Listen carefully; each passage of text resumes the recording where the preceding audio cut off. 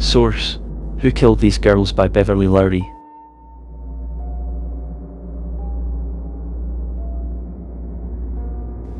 Every year marks another year, that there's no closure.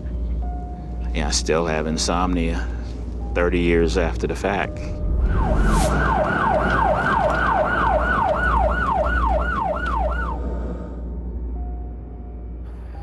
Sometimes a homicide can rock a city to its core.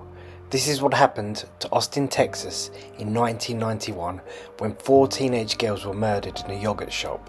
The victims were as follows: Amy Ayers, aged just 13, Eliza Thomas, aged just 17, Jennifer Harbison, who was also aged 17, Sarah Harbison, aged only 15. This was a tragic event that shaped the future of the city. It should never be forgotten, but even more devastatingly, the crime was never solved. We are over 30 years since the murder, and the case has grown cold.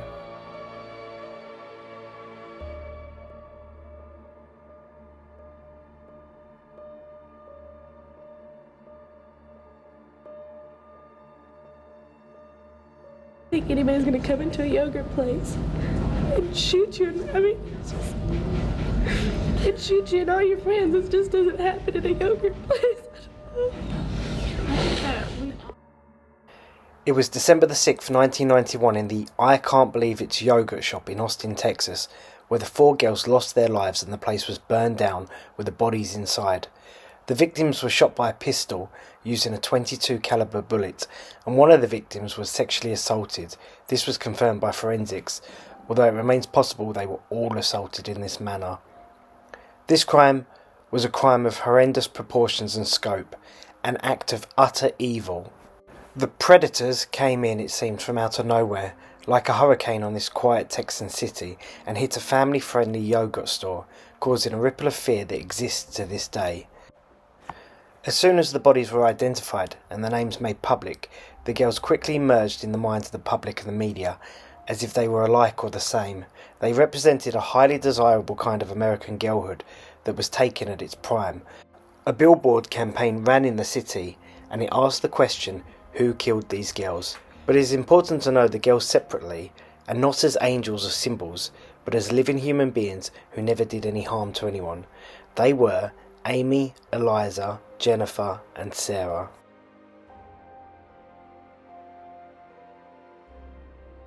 Sarah and her sister Jennifer were both killed and placed on top of one another, while bound and gagged. Eliza and Amy were found separately. Amy was moved away from the burning, and as a result only had blistering on her body from the fire. As to why she was moved is not known. The fire would make police investigation at the scene incredibly difficult throughout the detectives' investigation. When the investigators arrived on the scene and walked through the back doors, they may not have realised that they were walking into the worst destruction in their entire careers. One important witness to the events before the murders was Derl Croft, a 52-year-old former policeman and owner of a security operation. As a customer of the shop, he paid for his yogurt, but being a former police officer, he prided himself on being able to spot aberrant behaviour. Your police instincts never leave you. Derl was at the yogurt shop half an hour before the murders. He spotted at the time a fidgety young man in a green jacket in his early to mid-20s. He was of medium build, 155 to 170 pounds, and between 5'10 to 6 foot. He was white, and Derl noted that there was something just off about him. The man asked Derl Croft if that was his car outside, and when Derl said yes, he asked, "What are you, police? Security?" His voice was deep and clear, very deep for someone in their early 20s, noted Derl.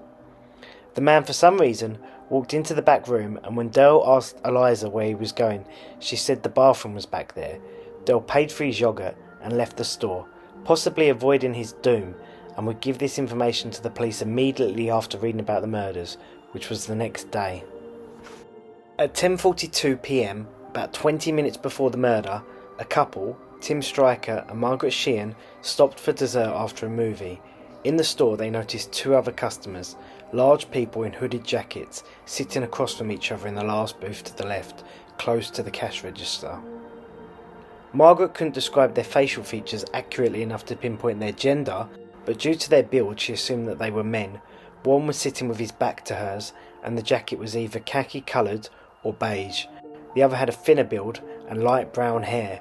Margaret also had a sense of something odd, particularly with those two, but nothing that she could articulate. They were huddled together, close together, and Margaret wondered if they were a gay couple. Margaret and Timothy left shortly after ordering, thus avoiding any possible tragedy for themselves. In the shop, when the girls closed at 11 p.m, he/they must have been watching the girls clean up, ring the cash register up, and place the no sale over the cash drawer. Due to the fire and water damage, there was a loss of biological evidence when the bodies were lifted. What we do know is that a sexual assault took place on one of the girls. They were shot before the fire was lit, and the police hold DNA from the scene, but are yet to find a match to a suspect. The fire raged at least 1200 degrees Fahrenheit. After sitting on death row, Robert Springsteen's attorneys today made another attempt to get his name officially cleared in the 1991 yogurt shop murders. They made 20-minute oral arguments this morning in the Court of Appeals to ask for a hearing. That hearing would allow them to prove his innocence, they say, and have it declared on record.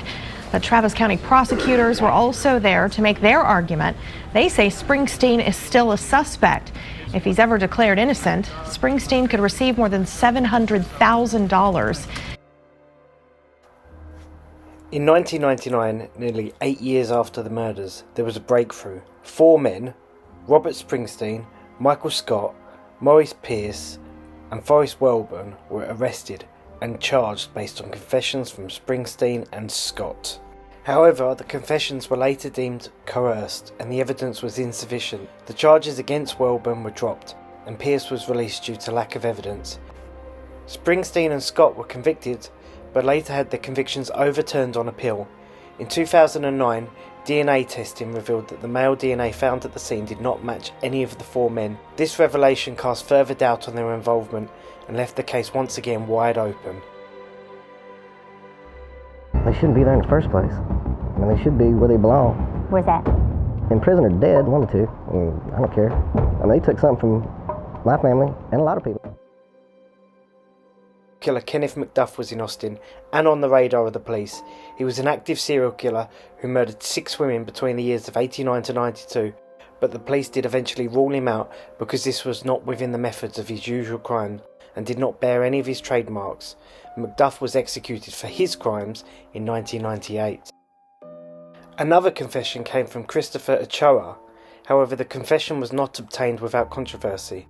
Ochoa said of his confession, "It's like you don't have a choice. Life sentence, death penalty, life in prison.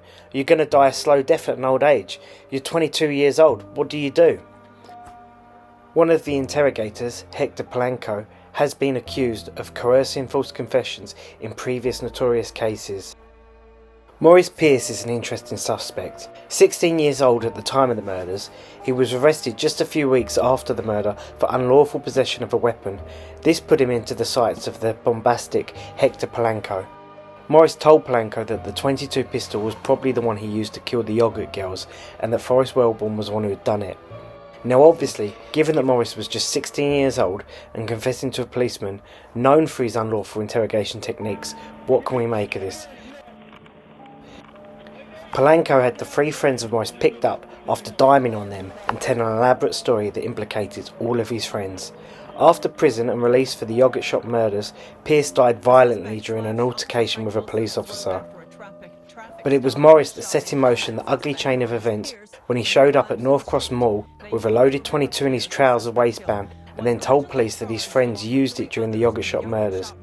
We're just 4 young guys hanging out in Texas, but because of Maurice's stupidity, they faced a decade of legal wrangling and accusations of multiple murders and rape.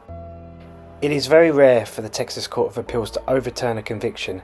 However, in this case, they did overturn the guilty verdicts on Mike Scott's conviction and Robert Springsteen's conviction. These are the only convictions we've had on the yogurt shop murders, and they were, of course, overturned.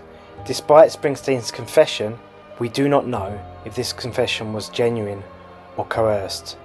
After a long investigation, prosecution does not hold up upon appeal, and mistakes were made by investigators. The yogurt shop murder remains unsolved and a tragic scar on the history of Austin, Got Texas. to these 4 young ladies, it just stopped.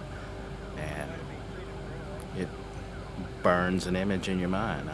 Multiple young kids, fires set, victims were stripped. You know, some of the more minute edge of details are a little bit hazy, but it doesn't take very much long to get back up to speed to, you know, to where it's December 6th all over again.